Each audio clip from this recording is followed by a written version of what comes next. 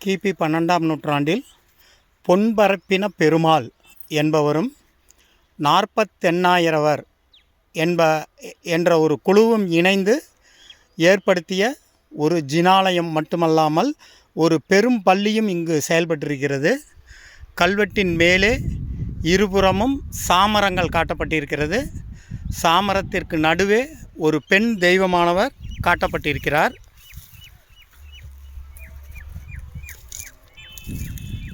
இருபுறமும் சாமரங்கள், ஒரு பெண் தெய்வமானவர் காட்டப்பட்டிருக்கிறார். அதற்கு கீழே கண்ணாடி காட்டப்பட்டிருக்கிறது. அந்த தெய்வத்திற்கு கீழே உடுக்கை, மறுபுறம் ஏற்கலப்பையின் கீழே ஒரு கொரடுக்கு நேராக ஒரு சுத்தியல் காணப்படுகிறது. ஒரு பூர்ண கும்பமானது காட்டப்பட்டு அந்த பூர்ண கும்பத்திலிருந்து ஒரு உருவம் எழுந்து வெளியே வருவது போல் காட்டப்பட்டிருக்கிறது. அதற்கு கீழே 8 வரிகளில் கல்வெட்டு காணப்படுகிறது. ஸ்வஸ்தஸ்ரீ இந்த ஸ்ரீ கோயில் பொன்பரப்பின பெருமாள் ஜினாலயமான 48,000 பெரும்பள்ளி 48,000 ரக்ஷை என்று கல்வெட்டு முடிகிறது. இந்த ஸ்ரீ கோயில் அப்படின்னு சொல்லும்போது பெரிய சமண கோயில்களுக்கு தான் இந்த மாதிரி சொல்லுவாங்க. அப்போது மகதை மண்டலத்தை ஆட்சி செய்து கொண்டிருந்த பொன்பரப்பின பெருமாள், அதாவது பொன்பரப்பின வானகோவரையன் என்ற பட்டமும் அவருக்கு உண்டு.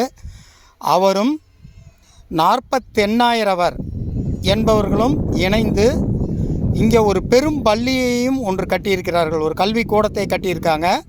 இந்த சமண கோயிலுக்கு பேர் என்னன்னு சொன்னாக்கா, பொன்பரப்பின பெருமாள் ஜினாலயமான 48,000 பெரும்பள்ளி அப்படிங்கிறதான் இந்த ஜினாலயத்துக்கு பேர். இங்கே ஒரு சமண கோயில் மட்டும் இல்லாமல் ஒரு பெரும்பள்ளியும் இருந்திருக்கு. 48,000 என்பவர்கள் இதை பராமரித்துள்ளார்கள் என்று இந்த கல்வெட்டானது சொல்லுது. நான் முதல்ல பார்க்கும்போது இந்த உருவங்கள் பாதி கூட தெரியல, எல்லாம் மண்ணுக்கடியில் புதைஞ்சிருந்துச்சு.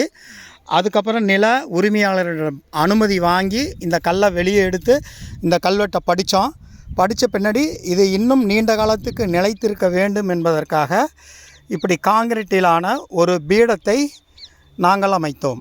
சந்தோஷ் என்ற என் தம்பியும் நானும் இணைந்து இந்த பீடத்தை கட்டியுள்ளோம். உங்களுக்காக ஆரகலூர் பொன் வெங்கடேசன், சேலம் வரலாற்று ஆய்வு மையம்.